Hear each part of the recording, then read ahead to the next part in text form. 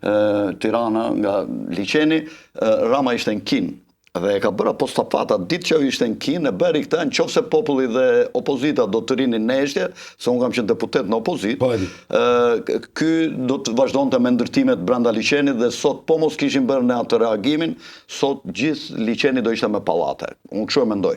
Ky pasaj u largua, nuk e di, ka... Iku në Greqi u marrë me agjenci autobuzash, ka bërë një kështu makinash...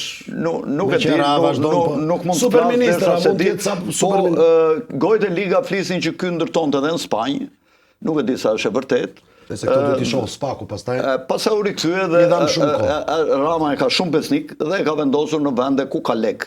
Drejtori i patentave, pastaj ku e di unë 2-3 ministri, është një njeri besnik i këtyre, është agresiv kundër protestuesve dhe sigurisht duhet të jetë një target edhe i spakut në momentin që këta do të bien nga... Pse jo tani sa janë në karike?